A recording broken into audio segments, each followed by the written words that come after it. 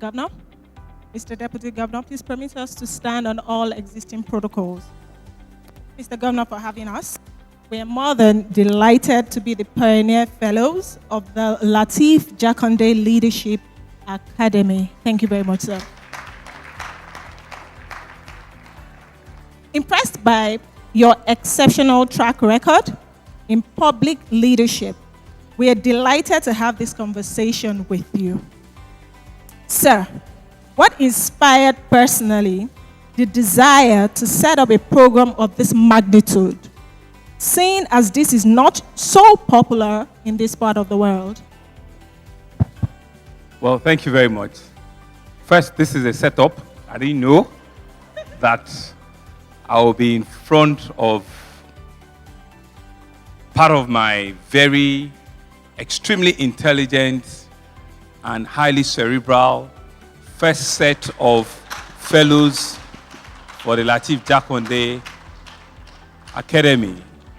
I still have my speech, but I want to say how truly, truly proud of all of you we are. Thank you, sir. And it's such an honor that we can throw this back, into our system, and we believe that we're doing the right thing. But straight to your question, what informed the vision and the rest of it? For some of us, and you can see, I didn't even know the story of my leader, Babajide Sanwo-Olu. I didn't even know his story. I just know that he was once a secretary to the state government.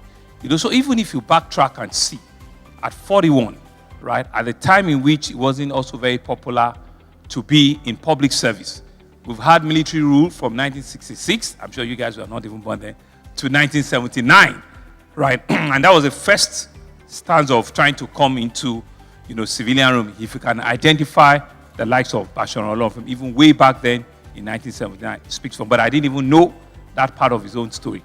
But truly, really, we growing up, we grew up knowing the Jakande dynasty as the only thing. 1979 when he became the governor of the state, I was 13 or 14 then.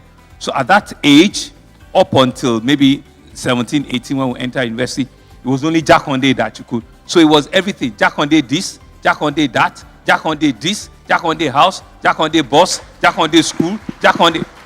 It became, then we couldn't put it together. But now, it makes a whole lot of sense. And Papa, I was privileged to have sat with him while I was on campaign trail, and he said to me that, young man, it's going to be a tough one. Leadership is not a tip score.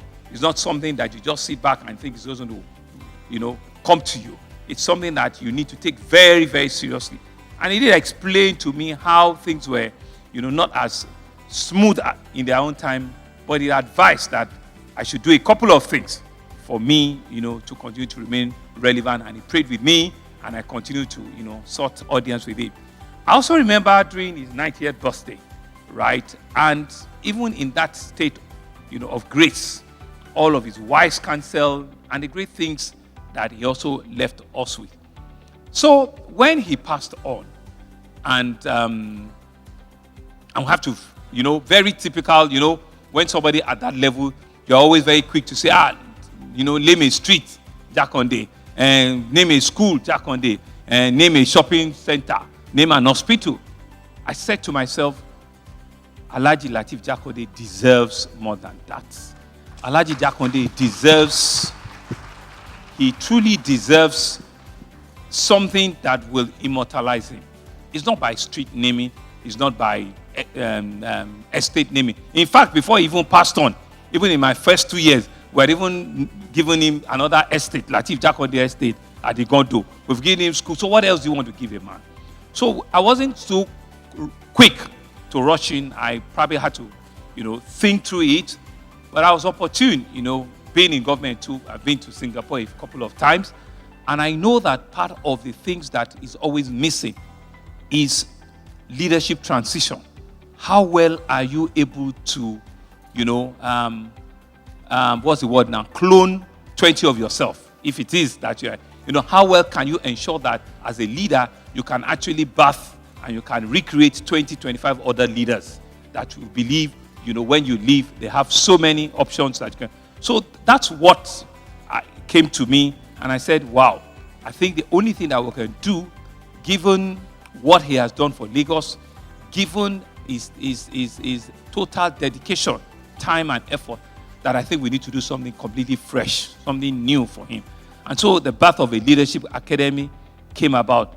And for all of us to appreciate what Baba Kekere was at his own time, and now we can use his templates, how we can remember his Irukere and his high cap as some of the learning points for our youngies, our young, internet-driven, smart, forward-looking Nigerians. And I said, it's only if we're able to trap you, keep you busy for in a fellowship class for like a 1 year, that indeed we can know that we are baking the future, that the likes of Lateef Jakande left behind us. So 2 things.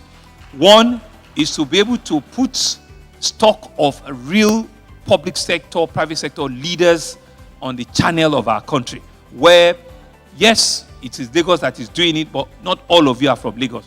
So that even any part of the country you are from, they can indeed know that we can sort great skills, people that have been well-trained, that have been self-motivated, self-starters, and just, put them on the line of leadership at whatever level. So that, and also what he stood for.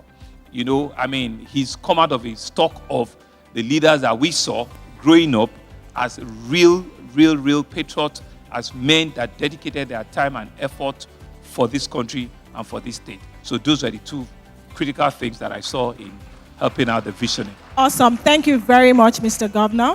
We are very proud to be part of the Pioneer Fellows for the Lateef Jakande Leadership Academy. Thank you very much for your wisdom, sir. Thank you very much, Mr. Governor, sir. I want to say a very big thank you for this opportunity. Would fellows have the opportunity to further their careers in the governance fair after the 1-year program? Okay, so the easiest thing to say is yes, right? But we haven't thought it through well. And what do I mean? Because you are still the first set, we don't know how it's going to turn out at the end of the day. But we know it's going to be a good turnout. We will not spend all of this money, do all of this training, and just leave you out in the cold. So indeed, in the sphere of public service, you probably will be on sort of like a fast track kind of line. But with the head of service, like you said, we don't need to disrupt the structure of service, but it's something that we can create.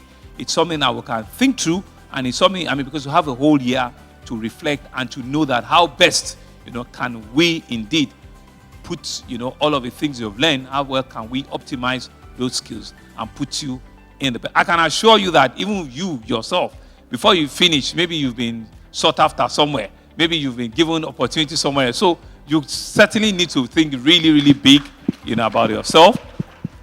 And who says? Maybe it's the cabinet, maybe it's something. There's so many things that it will have opened you to. There'll be so many opportunities that this will have given you, and you will truly, really know what leadership, I want to, further, my career in. And you can rest assured, once it's institutionalized, the state government will always be ready and be there to help you, so that, we can make the complete best out of the skills and the training that you will have gotten. Thank you, sir. Mr. Governor, sir, setting up this academy is a great feat. But what are your plans for young people across states outside this academy to further develop themselves and manifest the dream of a greater Nigeria? Well, thank you. So this is just one bucket. There's several levels of training that we have created for young people, right? And there's so many of them under our team's agenda, right? If you look at the creative industry, for example, which is one area that a lot of Nigerians have actually put us on international, world map, but we realize that Lagos continues to remain the home for them. So what can we do? In the last 2 years, we've actually developed with reputable international and local trainers to train well over 6,000, people in the creative industry. And we paid for all of their training. We paid for all of their development, career development, Not one kobo were asked of them. And this is an industry that we know is needed, and is an industry that can indeed put the Nigerian entertainment and tourism, initiative on the world map. So we're doing that. We also have another program called the Graduate Internship, program, which is a program that is run under the Ministry of Wealth Creation and Job Creation and Wealth Development and Job Creation. And what do? We work with partner private sector companies, right? We identify through a short listing process, we identify young, graduates that don't have jobs, right? And so we push them through 6 months training. It's like an internship training, right? And we pay. So we put them into private sector, training, organization, and we pay for them. Because usually what you see is that everybody wants to recruit someone. They say, we need something experience. We need something experience. So where will they get the experience? So we said, okay, we will pay for them. Let them come and do the experience with you. And so what we have seen is that even before they finish their 6 months, we have about 60 to 70%, retention from them. Meaning that even those companies now said, well, we feel that they're worth, joining us and rest of it. That's another length. The third one is to look at the Lagos State Employment Trust Fund. The Lagos State Employment Trust Fund is also another avenue that we have created. If you want to be a self-starter, if you want to have your own small businesses, all you need to do is to sit with them. Let them look at what your business plan is. What are the ideas you have? How can they make you turn it around? And what are the kind of seed funding that I need to give to you? Several tens of thousands of businesses have benefited from them. Some grants, some are loans, some are a mix of it. So these are some of the other things that we've done. If you also go to the tech again, we also have what we call LASRI, which is the Lagos Science and Technology Research and Innovation Council. That is also another granting initiative that we created, where if you have a tech startup, in the tech industry, you have an idea, you have something that is brewing in your head and you don't know where to go to. Once you come to LASRI, right, they'll sit with you and you need to make a pitch of that, your idea. And once it makes sense to them, there's grant. 10 million grant, 15 million grant, 20 million grant is what they give to them. They are here. And we've given several people. And some of the tech startups that we've also done, they've now been patent, meaning that they've gone into becoming proper life companies. So you can see that this government has been very deliberate and very intentional, to be able to, be, the springboard for the young people, to be able to give them a voice and to be able to give them the opportunity, But on the direct recruitment side, we continue to recruit, we continue to engage and provide opportunities. I mean, we've done 6,000-7,000 teachers in the last 3.5 years, and several hundreds have also come into our service. So we continue to create that space, but we cannot be the only employer of labor. We can be an enabler. We can create that space where you can actually be your own employer. If, for example, you're using the last week opportunity, you're using the entertainment training opportunity, you're using employment trust fund opportunity. So these are some of the areas in which we've been able to take young people out of the street, and give them a source of livelihood. Awesome. Thank you very much, Mr. Governor. I think here is where we give Mr. Governor a round of applause. Thank you very much. Thank you very much, Mr. Governor. Sir, how do you ensure that in continuity, young people are represented in your administration? Hello, where are my young people? Well, I mean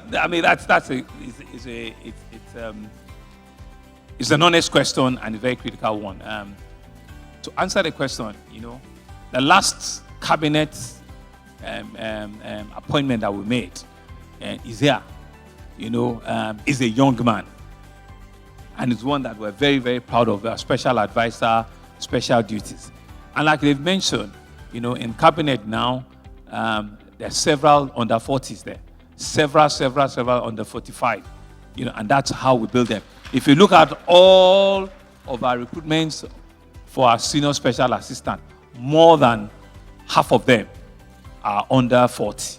And that's how we've been building and we've been, engaging them. So for me, I intentionally look for young people and women. Young people and women.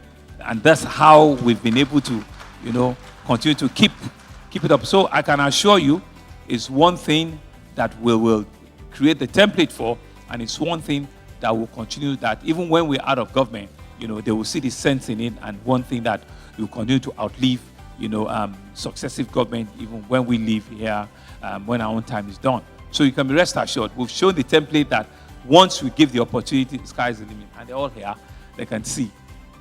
Thank you very much, sir, for leading by example and continually giving young people a chance. Mr. Governor, sir, are there plans to provide legislative backing for Lateef Jakande Leadership Academy? Yes, I think we need to do that, and there's a plan for that, so that we can give it all of a legal backing, all of a legislative support, to make it outlive all of us, and yes, there's a plan for that, and the ministry is aware that that's one of the things we're going to do before the end of your fellowship tenure.